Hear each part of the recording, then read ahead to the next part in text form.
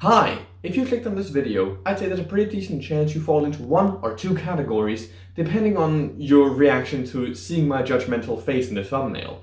Either you saw the face and went, "Nice! A young man talking about toxic masculinity. Perfect viewing for my dinner tonight." Or you saw my face in the thumbnail and instantly started huffing and puffing about how a soy-based weasel such as myself never could teach you anything about toxic masculinity. Okay, that might be a bit on the nose, but you get what I'm saying, right? Toxic masculinity seems to be one of those buzzwords that people just get really excited about, whether it's because you talk about it and they hate you, or you talk about it and they love you. And I want to stress, I get both sides of this. I used to be one of those guys that when the topic was brought up in any discussion, I would say, well, it's not all men who are bad, or so you think all masculinity is bad? And honestly, that just kind of misses the entire point, in my opinion. And I'd like to tell you the story of how I went from that to changing my mind, both the hows and the whys and the whens and the wheres. So strap in, I hope you're excited. Now, before we get started, I want to make a few disclaimers. First of all, I'm going to be looking at this issue from two frameworks. I'm going to be taking a more academic and theoretical approach and trying to explain toxic masculinity from the perspective of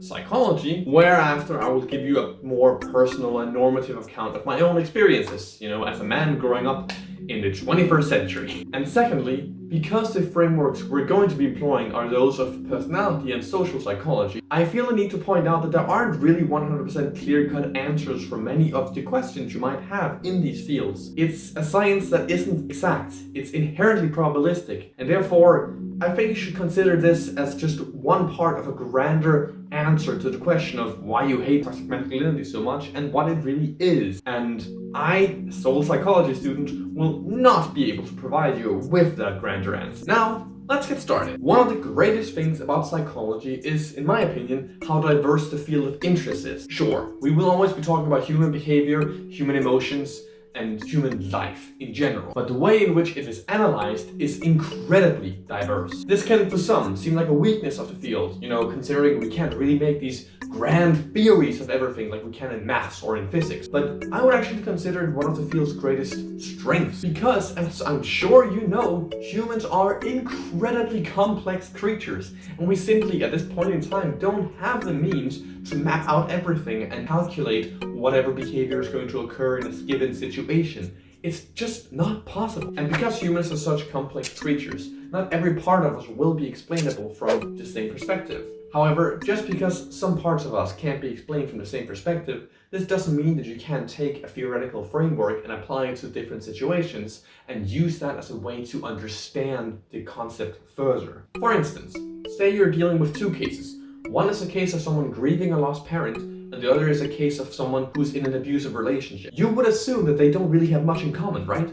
And on the surface, you would be right. They are very different situations with very different strategies needed to be employed to understand them. However, because the common denominator is human emotions and humans' behavior, we are able to take some frameworks and use them to understand these concepts further. A classic example of such a framework is Maslow's hierarchy of needs. You have probably heard of it, and no, it is not a pyramid, it is a hierarchy. There's a difference. It's subtle, but it's there and it's important. With our two examples, despite the fact that they on the surface don't really seem to have much in common, we can apply a Maslowian framework to it, and we could understand the loss of a parent and being in an abusive relationship both as deficiencies in a need dimension, and thus creating a problem with your hierarchy of needs, right? And thus, Maslow's hierarchy of needs opens up our data for us for further analysis. And this is the crux of theory. It is meant to open up data for further analysis and interpretation. It's what makes it fun, it's what makes it fascinating, it's why it is so incredibly interesting. Now, you might be asking yourself, and rightfully so, but what does this have to do with this topic? Well,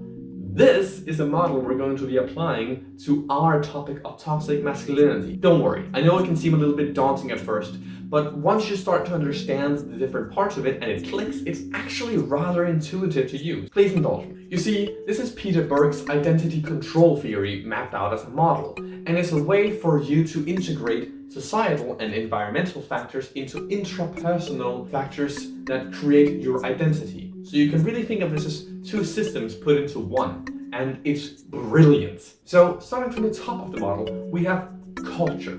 Now, culture sounds like it's pretty self-explanatory, right? We all know what culture is, we have an intuitive sense of it. But culture really needs to be understood as many, many different things at play at the same time, depending on the situation you're analyzing. For instance, culture could be understood as something as grand as Western culture, whatever that is, but it can also be something as specific as the culture on your job. And then right below this, we have social structures, and this is really as self-explanatory as it sounds. I'm not going to go too much into detail with this. What's really interesting here, though, is right to the other side of it, we have this thing called person identity. And this is where it starts getting convoluted, because this is not the person's identity. Rather, it is a set of ideas, ideals even, that have been integrated into you by the culture that you live in. It's the ideas of what a good person should be that your culture internalizes in you, and it is what allows you as a person to answer the question of who or what am I? These are character traits. It's like saying that you're an honest person, or that you are forgiving, or that you're kind, or maybe that you're really disagreeable. You know how to stand up for your rights. That's person identity. Next up is identity standard, and this is where the magic happens. Sorry, that was bad even for me. Pretty good card though. The identity standard is where the sum of a person's identities lie. And I know what you're thinking. Yes, I said sum. There is more than one, more than two. As a matter of fact, according to Burke, there is at least 3 identities at play at all times that make up this identity standard. Those are the aforementioned person identities, role identities, and group belonging or group identities. So this is everything external that influences your identity. But what about internal influences? This is done through a process called self-verification. And you know what? Why don't I just tell you the story you came to hear, and then you can try and pinpoint what self-verification is based on the story and the info I've already given you. Now remember, this is the model we're using, and this is the part we're going to be operating with in this story. So keep this in mind. I realized just before I sat down telling the story that I should probably have some hot beverage while I'm doing this, because no story is complete without, I don't know, tea or coffee, right? So now comes the real question. Tea or coffee? I think we're on tea today.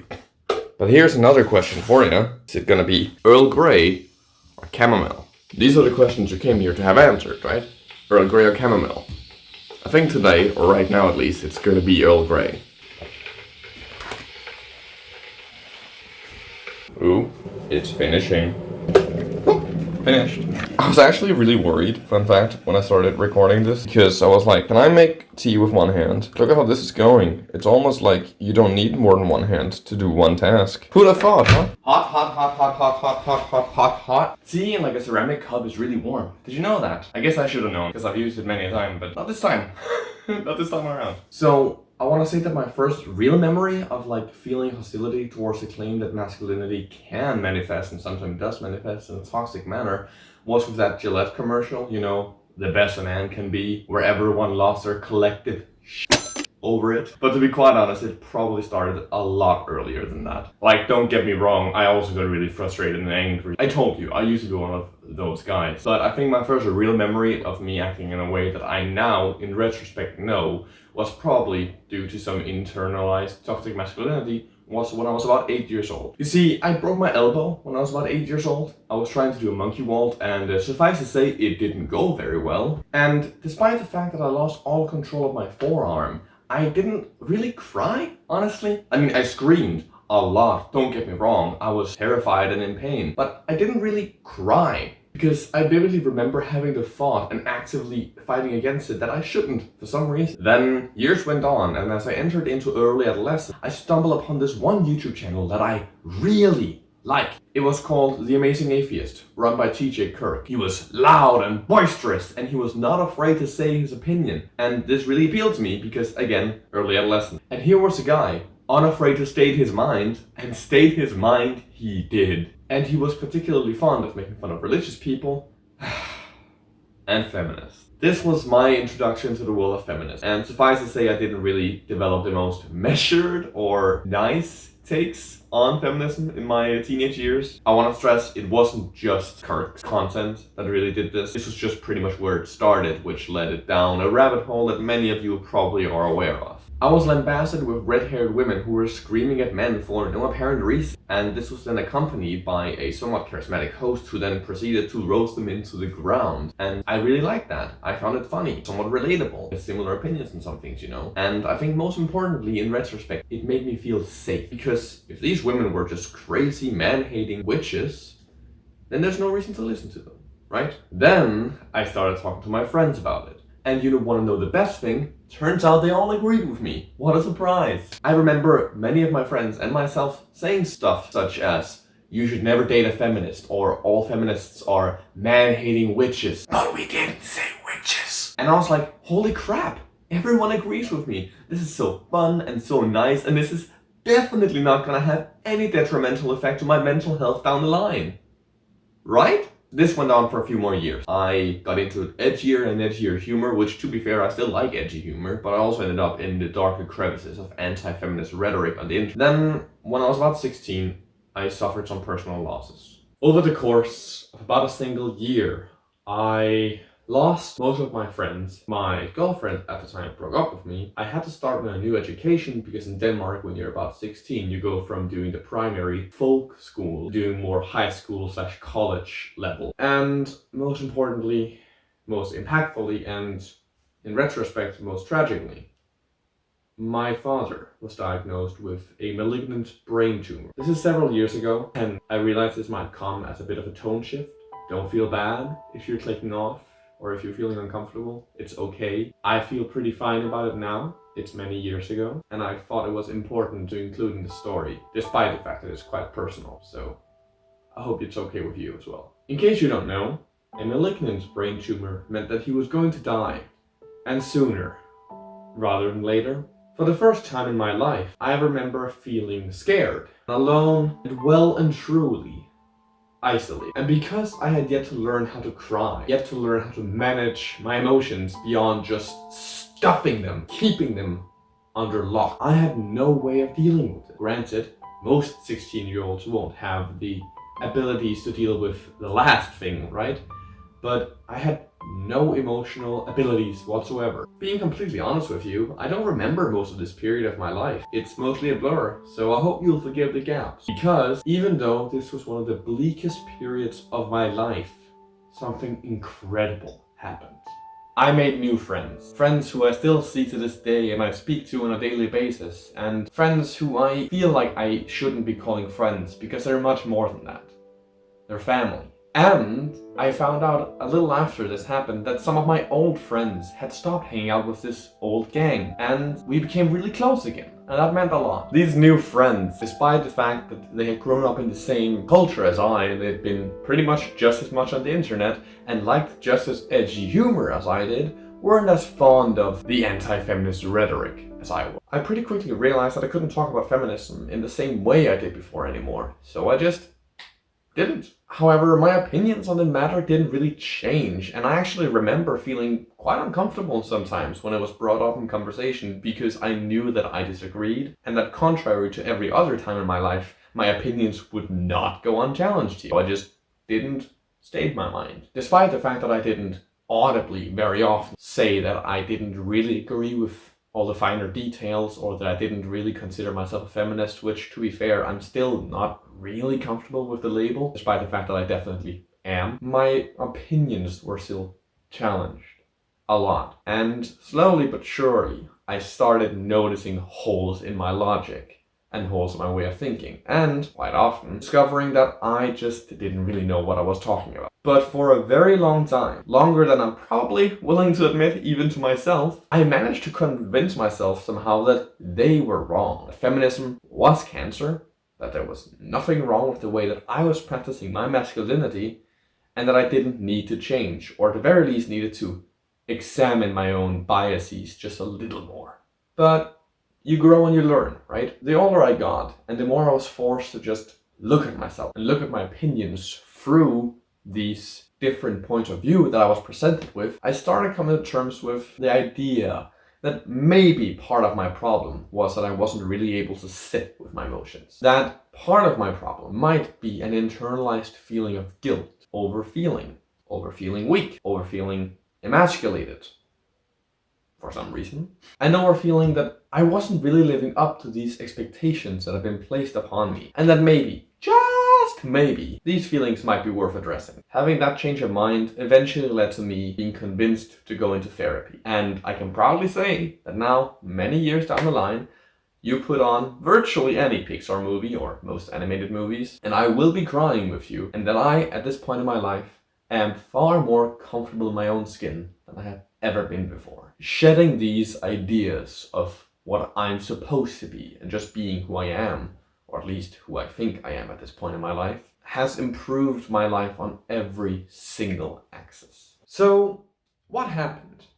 Well, from a theoretical standpoint, I accrued an identity standard that was in part based on stuff that was inherited to me socially through the culture that I've grown up in and the social structures that I find myself being in, and on stuff that I found on the internet. This identity standard was then further reinforced by my environment, the people I was in, because I was putting stuff out into the world which people reacted to positively, that made me further reinforce and integrate these ideas into myself. However, at some point, this loop of reinforcement stopped because my environment changed. After my environment changed and my output stopped being regarded as positive and stopped being received as positive, I started having this growing feeling of inner uncomfortableness, for lack of a better word, which in turn resulted in me slowly, very slowly, but surely changing my behavior, changing my output, which has led me pretty much to where I am today, where I am a lot happier.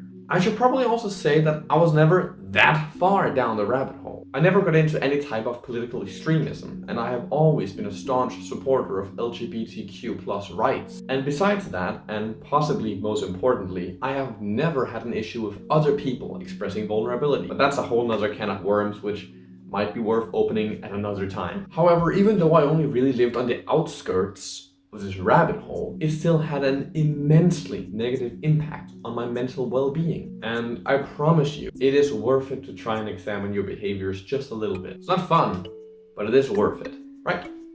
See you. So, what are you still doing here? Oh, right.